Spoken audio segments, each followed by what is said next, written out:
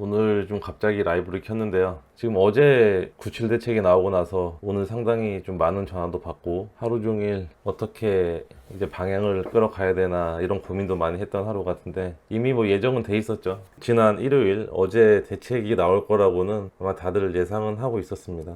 그리고 대책에 대한 내용도 사실은 그 예상했던 것과 크게 이렇게 빗나가진 않았어요. 제가 오늘 카페에다가 대략적인 내용을 정리해 놨는데 많은 분들이 보셨더라고요. 지금 저희 수강생분들과 회원분들도 지금 이제 막 입찰하려고 준비하고 계시는 분들도 많은데 대출을 어떻게 해야 될지 걱정이 많으신 것 같아요. 그런 것들에 대해서 정리를 해드릴게요. 지금 현재 상황에서는 어떻게 해야 되는지 그런 부분에 대해서 좀 정리를 해보는 시간을 갖도록 하겠습니다. 본론으로 들어가기 전에 일단 대출에 대한 영향이 가장 크잖아요. 투자자 입장에서 봤을 때에는 현금을 가지고 있는 사람들은 아무튼 단타치기에도 괜찮은 시장입니다. 이제는 아마 경매 입찰 경쟁이 상당히 많이 줄 거예요. 수도권에 있는 빌라 아파트도 마찬가지고, 이제 매매 사업자를 활용을 해서 단기 투자를 하시는 분들은 어느 정도 현금을 확보하고 계시는 분들이라면 이제 돈을 더 벌 수 있는 시장이 있지 않을까 생각이 되고, 그리고 실수요자들, 그러니까 무주택 실수요자분들한테는 괜찮죠. 97 부동산 대책, 향후 투자 방향에 대해서 어떻게 설계를 해야 되는가, 97 부동산 대책 내용을 대략적으로 정리해드리고요. 그리고 아마 저희 채널을 보시는 분들은 아마 대부분이 경매 투자자분들이시기 때문에 대출을 앞으로 어떻게 해야 되는지에 대해서 제 생각을 좀 정리를 해보는 시간을 갖도록 하겠습니다.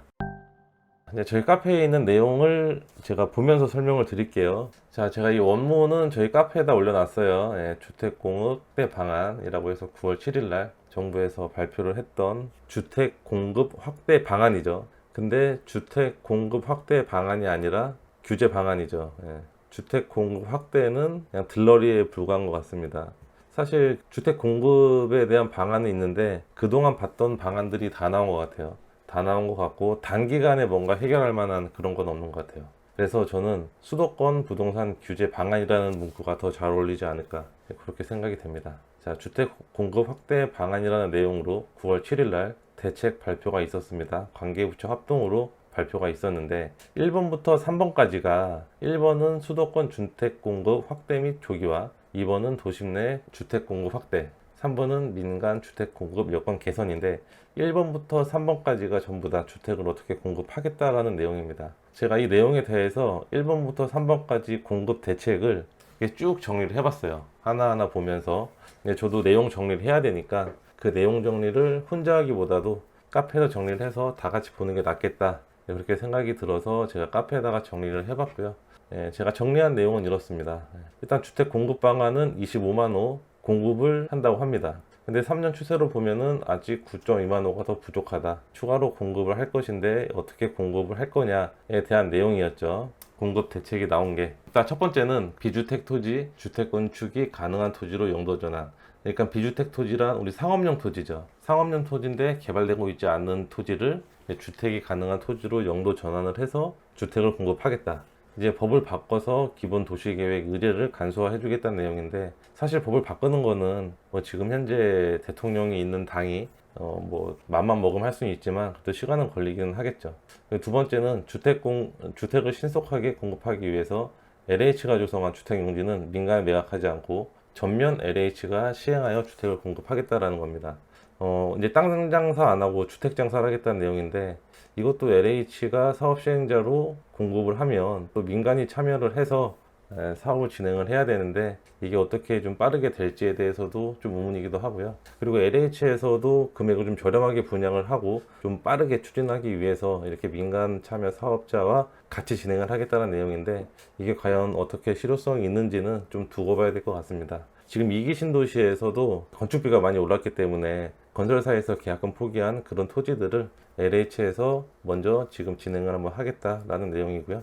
그리고 3기 신도시를 빠르게 진행하겠다는 내용들은 전부 다 뭐 예상을 하고 있었죠. 근데 보상 협의 기간을 1년 단축한다고 하는데, 보상 협의 기간을 어떻게 이렇게 단축할 수 있는지 모르겠어요. 보상 협의 기간을 단축하기 위해서는 일단은 비대위와 협의가 잘 돼야 되고 감정가를 높게 쳐주는 수밖에 없겠죠. 그쵸? 감정가를 좀 높게 쳐주는 수밖에 없을 것 같습니다. 그 다음에 다섯 번째는 서울 주요 영구 임대 아파트 재건축 적극 추진하여 종상향을 통한 용적률을 확보하겠다. 서울의 주요 영구 임대 아파트를 종상향을 해서 용적률을 확보해서 사업성을 확충하겠다라는 내용이죠. 그 다음에 이건 항상 나온 내용이죠. 6번 내용은 노후 공공청사 재정비 복합 개발하여 주거 확충. 7번째, 도심 내 유휴부지 활용하여 주거 공급. 이거 유휴부지 활용하여 주거 공급은 항상 나왔던 내용인 것 같고요. 그리고 8번째, 재개발 재건축 등 정비 사업을 활성화하겠다. 우리 공공도심복합사업 시즌2라고 지금 되어 있어요. 원문에도 보면 옛날 문정권 때 했던 그런 사업들 시즌2라는 생각이 확 들더라고요. 수도권에 5만 호를 공급을 하겠다. 속도는 빠르게, 용적률 완화, 일몰제 폐지. 우리가 재건축 재개발은 일몰제가 있잖아요. 근데 그 일몰제도 폐지하겠다라는 그런 내용인 것 같아요. 그리고 9번째는 1기 신도시 정비사업 사업 절차 개선, 패스트트랙 빠르게 진행을 하겠다라는 거죠. 지금 9번까지 내용을 보면 뭐 우리 주택 공급할 수 있는 모든 내용들은 다 빠르게 하겠다, 빠르게 하겠다, 빠르게 하겠다. 그게 다예요. 그리고 10번 빈지 활성화, 소규모 주택 정비사업 활성화. 못하네요. 활성화인데. 이것도 일반적인 내용이고, 정비사업 제도 개편. 우리가 정비사업을 하면 계획 수립을 하고 조합 설립하고 사업 시행인가 관리 처분 2주 크게 이렇게 사업이 진행이 되는데, 이런 사업 단계들의 인가 등을 빠르게 진행을 해주고 지원을 해줘서 좀 빨리빨리 진행이 되게끔 해주겠다는 내용인데요. 일단은 기본적으로 정비사업을 하면 뭐 8년 10년 정도 걸리죠. 이건 아마 이번 정부에 될지 모르겠네요. 그리고 12번째는 공공 리모델링 85제곱미터도 2개로 쪼갤 수 있도록 해주겠다라는 내용이죠. 최근에 저희가 현대아파트 같은 경우에도 송파 현대아파트도 리모델링 이슈가 있어서 영상 촬영했었고, 또 저희 회원분이 낙찰도 받으셨고, 근데 이제 그런 리모델링 관련해서도 이제 2개로 쪼갤 수 있도록 해주겠다라는 내용인데, 그 다음에 13번 민간주택 공급 인허가를 개선하겠다. 이것도 시간 단축의 핵심이죠. 지금 다 시간을 단축해서 빠르게 진행을 하겠다는 내용입니다. 14번은 민간주택 공급 PF 허그 보증 공급 규모를 100조 규모로 확대하겠다. 이것도 이제 뭐 민간들이 주택을 공급을 좀 할 수 있도록 허그해서 보증 규모를 확대해 주겠다는 내용이죠. 15번 오피스텔 도생은 도시형 생활주택 신축 매입 확대. 일단 지으면은 나라에서 매입해 주겠다라는 내용이고, 상가를 주택으로 용도 전환. 그러니까 상가를 주택으로 용도로 전환해서 주택의 공급을 늘리겠다, 뭐 그런 내용이에요. 근데 이렇게 쭉 보면은 뭔가 좀 그럴듯한 내용인 것 같긴 한데, 사실상 이게 과연 5년 내에 2030년, 지금 2030년까지 하겠다는 게 상당히 많잖아요. 근데 2030년까지 과연 할 수 있을 게 있을까? 뭔가 신축 공급이 되겠나라는 의문점이 많이 들고, 아마 모든 전문가들도 그렇게 예상은 하고 있을 거예요. 근데 이렇게 공급이 좀 상당히 저조하고 공급이 빨리빨리 진행이 되지 않으면 기존의 서울 아파트들은 사실은 더 늘 수밖에 없는 거죠. 그래서 이렇게 좀 단시간에 할 수 있는 다른 방법들을 조금 더 생각을 해내면 좋을 것 같은데, 일단 이번에 주택 공급 활성화 정책은 그냥 일반적인 내용들입니다. 그리고 이제 4번부터는 이제 본격적인 규제에 대한 내용이에요. 4번부터는 1, 2, 3번은 일단은 먼저 그냥 이렇게 공급할게, 좀 빠르게 진행할게, 그런 내용들이고, 4번부터가 규제 내용이죠. 적극적인 규제 내용입니다. 부동산 시장 거래질서 확립. 자, 이제 부동산의 거래질서 확립을 어떻게 할 것인가. 제가 표현을 이렇게 해놨어요. 실거래 장난치지 못하도록 실거래 신고할 때 계약서 및 계약금 이체 내역도 첨부하세요. 지금 현재 중개사들이 계약을 하고 실거래 신고를 해주는 상황인데, 지금 현재 실거래 신고할 때는 계약서랑 계약금 이체 내역이 첨부가 안 됩니다. 그냥 중개사가 작성하는 내용 그대로 관할 관청에 실거래 신고가 들어가고, 그 실거래 신고가 들어간 내용을 이제 관할 주무관이 보고 승인을 해주는 방법으로 진행이 되는데, 앞으로는 계약서 및 계약금 이체 내역도 첨부하세요. 그러니까 중개사가 그 아파트에 가격 띄우는 행위를 하지 못하게 하기 위해서, 예전에 중개사들이 자기네 아파트가 있으면 가격을 좀 띄우기 위해서 실거래 신고를 하고 시간이 좀 한 며칠 지난 다음에 거래 계약 취소로 이렇게 올리고 막 했단 말이죠. 그럼 실거래 이렇게 남아버리니까 이런 장난을 쳤는데, 이제 이런 것들을 이제 아예 못하게 하겠다는 내용인데, 사실 이 실거래 신고는 이렇게 하는 것도 제가 보기에는 큰 문제는 없는 것 같아요. 계약서와 계약금 이체 내역을 첨부하는 거는 괜찮은 것 같습니다. 그리고 저희 실거래 신고할 때는 이제 뭐 서울 같은 경우에는 자금조달 계획서가 일부 금액 이상이면 들어가죠. 예, 그거는 이제 원래대로 하는 거고. 그다음에 세무조사가 이제 큰 핵심인데, 서울 지역에 20억 이상 거래 사례 전수조사를 한다고 하는데, 아마 기간까지는 이제 모르겠어요. 근데 뭐 한 1년, 2년 전 것도 들여다볼 수 있다고 하니까 우선은 서울 지역에 좀 주택을 매입을 했는데 법인에서 돈을 끌어왔다든지 아니면 부모님의 돈을 받았는데 좀 이렇게 자금조달 계획서를 타이트하게 쓰지 않으신 분들은 긴장을 해야 될 수도 있어요. 예. 아무튼 부동산 거래일서 확립에서는 이 세무조사한다는 내용이 가장 큰 핵심인 것 같아요.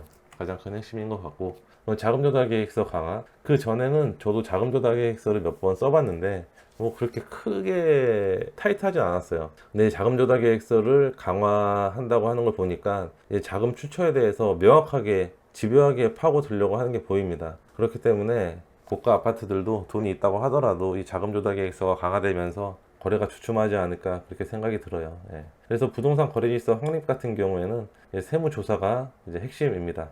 그래서 4번 내용도 이제 규제다. 세무조사 이거 상당히 세죠. 근데 경매에서의 장점은, 경매는 일단 자금조달 계획서 작성하지 않죠.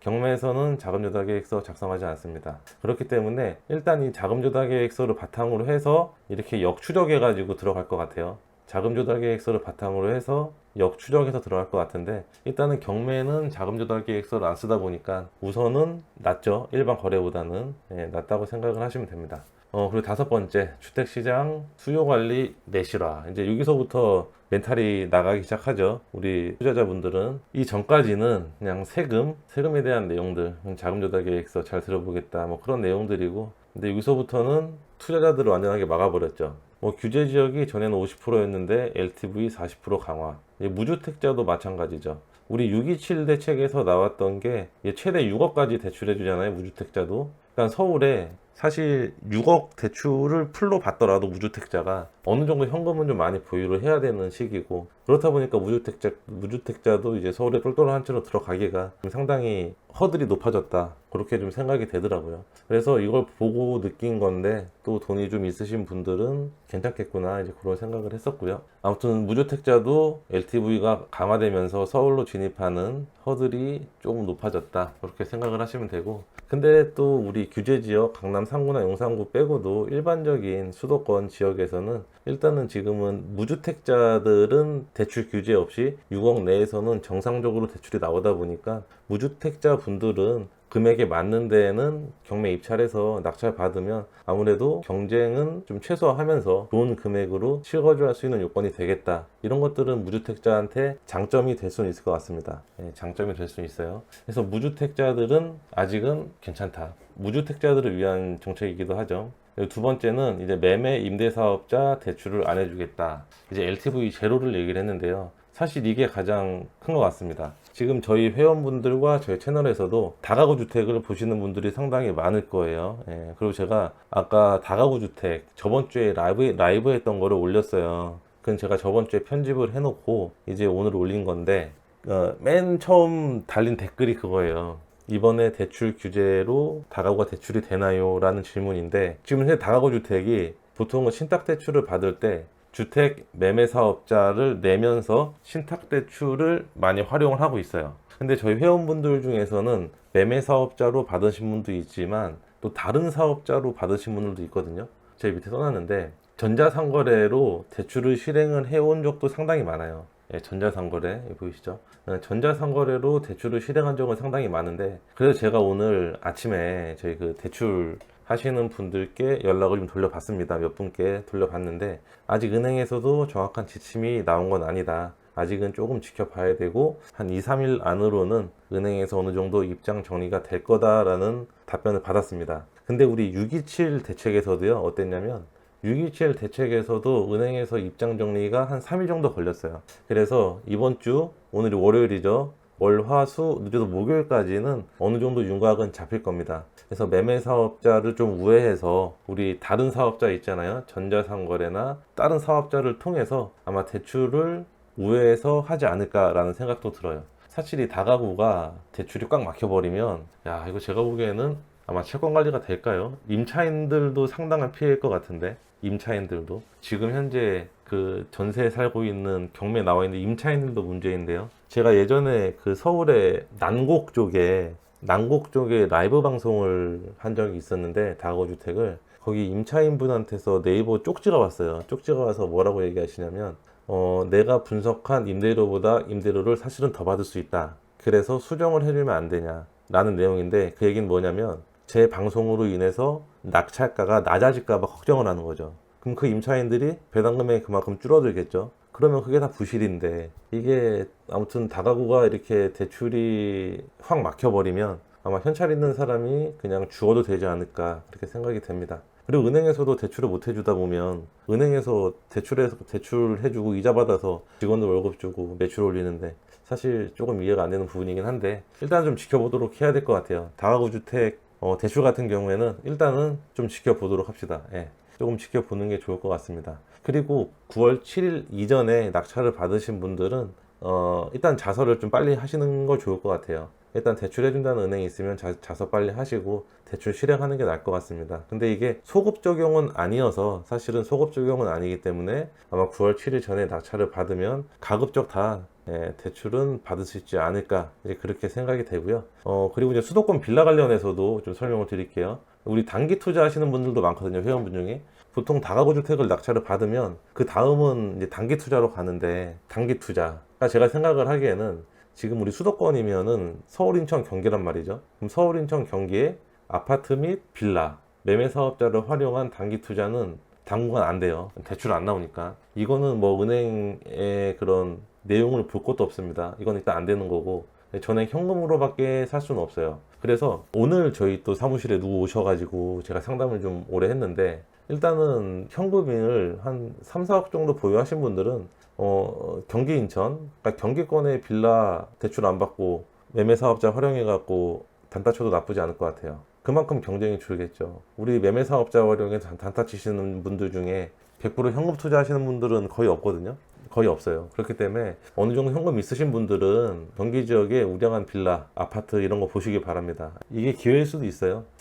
그리고 이제 매매 사업자를 활용하지 않은 다른 사업자로 대출을 받는다면 이라는 생각도 해볼 수 있겠네요 라고 썼는데, 이제 요것은 이제 은행 입장이 나와야죠. 은행 입장이 나와야죠. 이 다가구나 상가주택처럼 전자상거래를 활용할 수 있다면 어떻게 우회해서 좀 해볼 수는 있을 것 같고, 근데 단점은 매매 사업자를 활용을 못하기 때문에 우리가 양도세를 또 생각을 해볼 수도 있겠죠. 예. 매매 사업자 같은 경우에는 사업소득으로 신고를 하다 보니까 사실 양도세 개념보다도 소득세 개념이 크지만, 이제 우회해서 전자상거래로 대출을 받는다면 매매 사업자의 그런 양도세의 혜택은 누릴 수는 없을 것 같습니다. 그래서 얘도 한번 은행에서 정리되는 대로 한번 결과를 봐야 될 것 같아요. 그래서 제가 투자의 방향을 좀 생각을 해보니까, 이제 단기 투자는 대출을 받으실 분들은 지방으로 갈 수밖에 없겠다라는 생각을 했습니다. 그래서 이제 전액 현금이 불가능하다면 이제 비규제 지역이죠. 비규제 지역인 경기도 외곽으로 벗어나야 되는데, 뭐 가깝게는 강원도 있을 거고, 이제 충청도 있을 거고, 그리고 멀게는 뭐 경상도도 있을 건데, 그쵸, 이제 지방으로 가야죠, 대출 받으실 분들은. 근데 이제 제 수업에도 있는 내용인데요. 사실 우리가 수도권에 살면서, 이제 저도 수도권에 살지만 수도권에 살면서 일반인들이 지방은 얼마나 많이 가보겠어요? 본인 고향 아니면 잘 안 가보겠죠. 근데 이제 사실은 뭐 충청권이나 천안 지역이라든지 아산 지역이라든지 아니면 강원의 뭐 원주 신도시들 있죠. 뭐 이런 데에서 사실 거래량을 조사하는 방법은 또 제 수업 커리큘럼에 들어가 있으니까, 거래량만 조사해서 그 지역만 파고든다면 저는 지방에서도 충분히 수익은 난다라고 봐요. 예, 수익은 난다라고 봅니다. 저기 땅끝마을에 있는 아파트를 사더라도 그 지역에도 다들 아파트 샀다 팔았다 하고 다 수요가 있거든요. 그래서 합리적인 금액으로만 낙찰을 받는다면 충분히 수도권에서 매도했을 때 그 매도 차익만큼은 충분히 수익으로 가지고 갈 수 있다, 저는 이렇게 확신합니다. 그래서 한 지방에서도 3천, 4천 정도 차익 나는 분 저 많이 봤어요. 그래서 제가 여기는 수업 시간에 알려드리는 지방의 아파트 및 빌라 거래량 풍부한 지역으로 조사를 해서 해당 지역을 투자 대상지로 활용을 해보는 방법이 이번 대출 규제를 피해 나갈 수 있는 방법입니다. 우리가 이렇게 정부에서 대출 규제로 옥죄어 올 때 시장을 떠나는 사람은 그냥 그대로 투자를 떠나는 거고, 이때 좀 굳은 살도 배기고 버티는 분들은 결국에는 승자가 되는 거예요. 예. 이런 시기를 버티면서 이제 점점 더 승자가 되기 때문에 지금 시간도 그냥 수긍하면서 버티기를 바라겠습니다. 질문 하나만 받을게요. 지금 질문이 들어왔는데, 경매 다가구 받으면 주택담보대출로 받아야 하나요? 전입. 일단은 무주택자 같은 경우에는 가계대출 주담대로 받을 수 있는데요. 627 대책에서 나왔던 것처럼 경기 수도권 지역은 최대 6억까지만 대출이 되고요. 그리고 DSR도 보고 있고 전입신고도 하셔야 됩니다.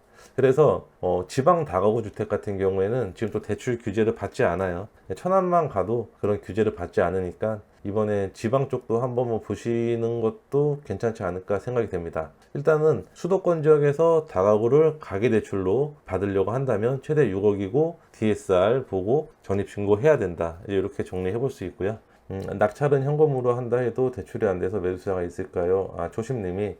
근데 우리 무주택자들은 대출 되잖아요. 우리 빌라를 내가 현금으로 샀다고 하더라도 그 해당 지역에서 그 빌라를 사주는 사람은 또 무주택자들이 살 수도 있기 때문에 그거는 저는 크게 신경 안 써도 될 것 같아요. 실제로 제가 저번 주에 제 빌라 하나 팔았어요. 일단 무주택자들이 또 매수할 수도 있는 겁니다. 그거는 그만큼 거래량이 풍부한 지역으로 가면 제가 보기에는 충분히 승산은 있어 보입니다. 그린조이님이 천안부터 가시죠. 초심 지방 몰리겠네. 예. 그쵸. 근데 이제 풍선 효과가 나타날 수도 있죠. 그래서 이럴 때는 지방에 잠깐 들어갔다 빠져야 돼요. 그리고 너무 오지로는 가지 마시고 지방 투자에 너무 흥분하시면 안 됩니다. 제가 문재인 정권 때 꽤 됐죠. 저도 그때도 이제 투자 한참 활성화하게 했었을 때인데, 그때 저 아시는 분들이 거제 쪽에 투자를 많이 하셨어요. 거제 쪽에. 그때는 조선업도 괜찮았는데 그 후에 조선업이 무너졌잖아요. 그러면서 거제의 대장 아파트, 분양 아파트들이 피가 1억까지 올랐다가 그분들 다 마피로 팔고 나왔습니다. 그래서 지방은 절대 흥분하지 말고 충분한 조사를 통해서 들어가셔라. 그걸 추천을 드립니다. 그래서 객관적인 데이터 지표가 상당히 중요한 거예요. 상당히 중요한 겁니다. 경매 말고도 매매로 투자 세력들도 갈 수 있으니. 요즘에 대구, 울산, 부산 엄청 올랐죠. 그런 데가 지금 세력들이 움직이고 있는 것 같은데, 근데 저는 일단은 그렇게 막 달궈진 데는 그렇게 추천드리지 않습니다. 이런 내용들은 제가 수업 시간에 전부 다 알려드립니다. 그리고 4번, 이제 무주택 실입주 시장이다. 이제 무주택으로 실입주로 아파트를 보시는 분들, 경매를 보시는 분들은 일단 LTV가 강화됐으니까 자금 계획을 다시 한 번 더 세워보시기를 바라겠고요. 그리고 무주택자들은 수도권 지역 대출 6억까지는 가능한데 추가로 DSR 봐야 되고 전입 의무 있습니다. DSR은 신용대출, 차량대출 이런 것들을 전체적으로 보기 때문에 그런 것들을 다 확인해 봐야 되고요. 좀 대출 상담사와 사전에 조율을 하고 이제 입찰 검토를 하시는 게 좋습니다. 한동안은 아마 입찰장 썰렁할 거예요. 그건 뭐 어쩔 수 없는 거고, 6.27 대책 이후에도 썰렁했었죠. 그때도 거의 뭐 이제 투자 끝난 것처럼 그렇게 봤는데, 사실 정상화된 지는 6.27 대책 끝나고 7월달 7월달 한 중반부터는 그냥 다 정상적으로 투자했었어요. 이번에도 이제 9월 7일 나왔으니까 어떨지는 모르겠는데 좀 지켜봐야죠. 그리고 주담대 6억까지면 나머지는 현금 준비해야 가능한 거네요. 수도권 다가구는 비싸서 많이 유찰 되겠네요. 그렇죠. 그러니까 신탁대출, 사업자 대출이 안 되면 있죠. 신탁대출, 사업자 대출이 안 되면 다가구 같은 것들은 서울의 금액이 상당히 크기 때문에 사실 서울에서 10억 중반, 20억 초반대 낙찰받으면 가계대출로 활용하면 내 돈이 거의 한 15억 정도는 있어야 된다는 건데, 사실 그 정도 현금 있고 경매 투자하시는 분들은 많진 않거든요. 계시기도 하지만. 그래서 상당히 아마 유찰도 많이 되고 입찰 경쟁도 줄어들 거예요. 근데 다가구는 일단은 은행의 입장을 좀 봐야 됩니다. 은행의 입장을 봐야 되고요. 그리고 그린조이 님이 오피스텔은 어떨까요? 근데 오피스텔 같은 경우에는 지금 우리 경매 정보지를 봤을 때 오피스텔 주거용이라고 있고요. 오피스텔 상업용이라고 있는데 오피스텔 상업용 위주로 일단은 보세요. 근데 제 생각에는 오피스텔 주거용을 봐도 큰 상관은 없을 것 같긴 하지만, 그래도 지금 현재 모르니까 오피스텔 상업용으로 보면 그거는 상가랑 똑같이 취급이 돼서 아마 대출은 잘 나옵니다. 규제를 좀 피해가기 위해서는 제가 최근에 유튜브 채널에도 상가 물건 좀 많이 올려드리고 이렇게 했었는데, 사실 상가도 좀 이럴 때 보시는 걸 추천을 드리고요. 그리고 공장, 그리고 토지 뭐 이런 것들 보시는 거 추천을 드립니다. 지금 제조업 업황이 힘들어서 공장도 좀 많이 떨어지고 있거든요. 근데 공장 같은 경우에도 내가 저렴하게 낙찰 받아서 일반 시세보다 저렴하게 판다면 충분히 매매는 됩니다. 공장도 실수요자는 있어요, 충분히. 그래서 우리는 싸게 사서 실수요자한테 싸게 판다. 내 마진만 먹으면 되는 거예요. 내 마진만. 제가 저희 수강생분들한테도 항상 얘기를 하는 부분이 어떤 얘기냐면, 매도할 때 제발 욕심 좀 부리지 마세요. 제발 욕심 좀 부리지 마세요. 이렇게 얘기를 하는데, 사실 뭐 500만 원, 1000만 원 더 내가 이득이 나면 좋겠죠. 근데 내가 이득이 났다면 매수자가 있을 때 깔끔하게 정리하는 것도 기술입니다. 예. 500만 원, 1000만 원 더 하려고 나중에 물리는 분들 많아요. 그렇게 물리면 다음 투자도 안 되고 완전히 투자감 잃어버리기 때문에 한 사이클, 두 사이클, 세 사이클 돌리는 거에 의의를 두시고, 그리고 이 부동산으로 남았다라는 거에 의의를 두시면 투자를 하다 보면 언젠가는 내가 생각지도 못하게 상당히 많은 금액이 남을 때가 있어요. 그냥 꼭 그렇게 하셔야 돼요. 그래서 대출 규제에 대해서 잠깐 얘기를 해봤습니다. 제가 이거는 영상을 제가 좀 촬영을 하려고 생각은 했는데, 그냥 혼자 떠드는 것보다 이렇게 라이브 방송 켜가지고 같이 얘기하는 게 어떨까 싶어서 라이브를 켰고요. 또 궁금한 내용 있으면 저한테 물어봐 주시면 제가 답변 드리도록 하겠습니다. 예.